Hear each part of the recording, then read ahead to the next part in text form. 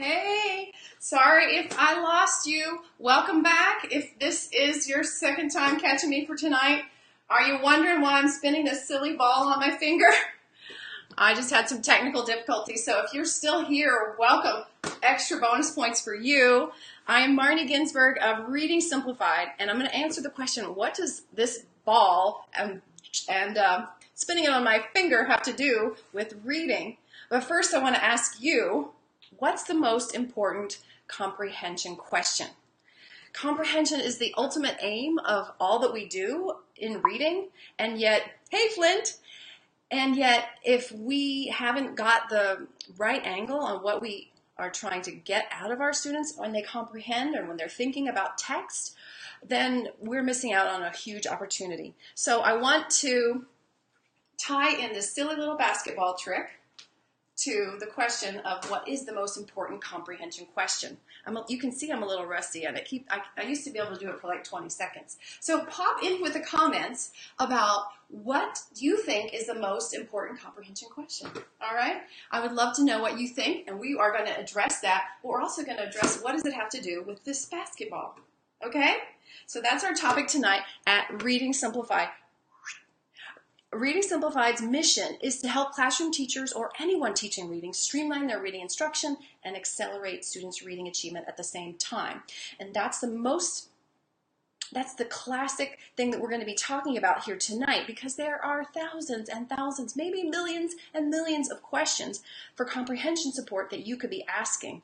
But there's only some that are essential, that are core, that are foundational, and that's what we're going to talk about tonight. If you don't have the first most important question established and your students aren't able to provide you with that information, then they're missing out on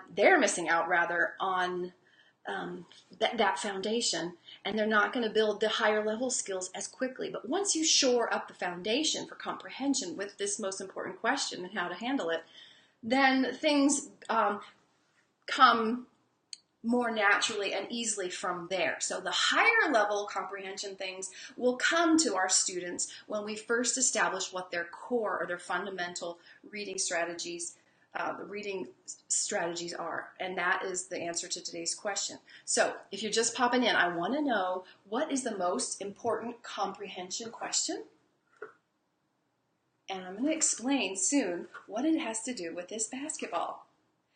Can you share with me what you think? Some of you may have been here on an earlier broadcast, but we lost connection. Hopefully we'll be going well now. I'd love to hear what you think. What is the most important comprehension question?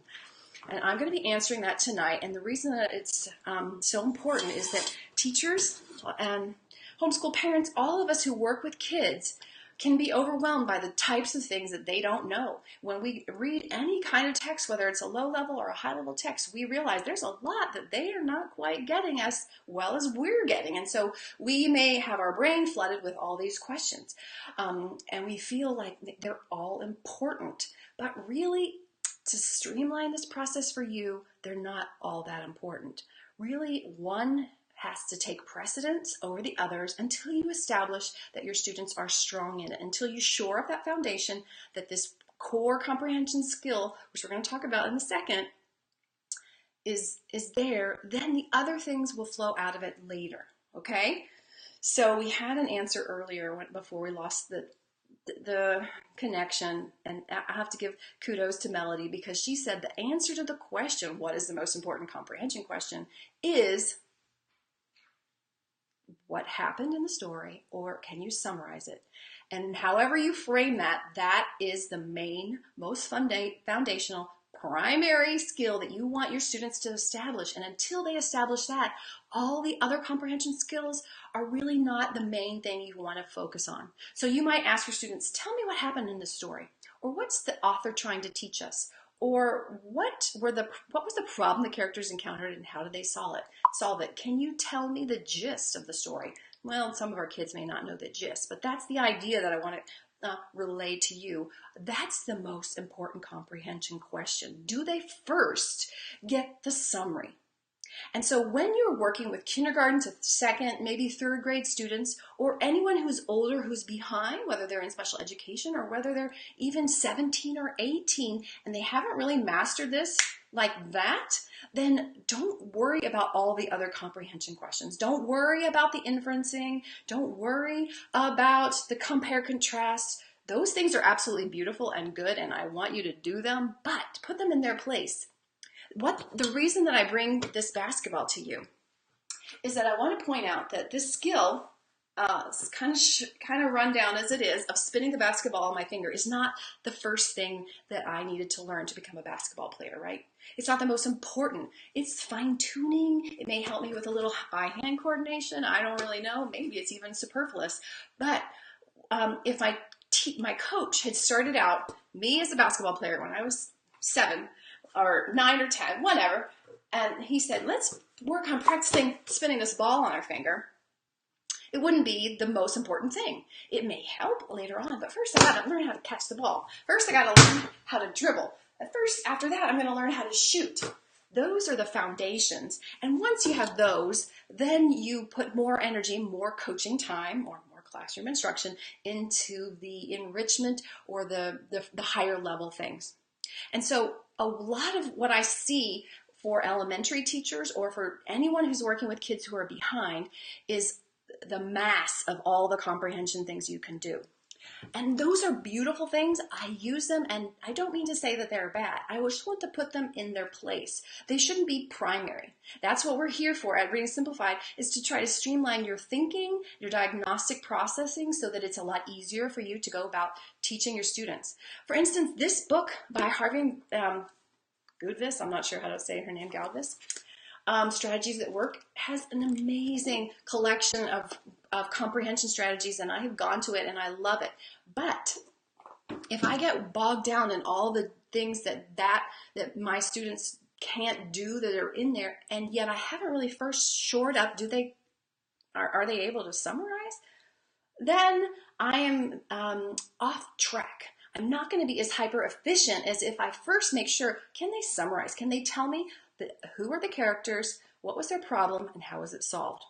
So I'm going to be offering you tonight, if you don't already have it, hi Rosita, I'm glad you're here. I want to offer you this little bookmark to help you answer this most important question. Okay, so here it is. It's, you can, once you get it, you can put it into, you can cut it up or you can put it front and back like this. And this is just a little guide to help you remember when you're working with students, whether one-on-one or guided reading, to help you actually get them to develop that summary. Are they able to tell you what the main idea is? Are they able to tell you the 3 main parts of a story? Are they able to produce it themselves? If they can't, then you model it and ask the student to copy you. So let's go through this, okay? Let's see. Hi, Virginia. We're glad you're here. Hey, Diane. So we are talking, just joined in, we're just talking about what's the most important question? Get the summary. The question is, what happened? What's the main idea? That's the most important thing. Okay, so how do you do that? If you go to the link in the, actually I think it's in the post. I'll make sure you have it here soon. Because we've had some technical difficulties, I think I'll have to add it in a minute. Sorry about that. So this is a post you can get at my website, readingsimplified.com. So if I was you, I would have this as a bookmark. And when I'm working with my students for guided reading or one-on-one time, not so much for the read-alouds, although that may be helpful, interactive read-aloud time, I'm going to ask my students to give me the main idea. So in 1 or 3 sentences, please tell me what happened in the story. So we don't want the whole retell, because if they just go from first they did this, second, third, fourth, fifth, that's interesting that they have a good memory for all of that, but they haven't really condensed it down to the core. Do they really understand the 3 main parts of a story? So this is mostly here today talking about the narrative. Welcome, Peggy. Oh, great. Virginia, that's sweet. So what are the 3 main parts of the story?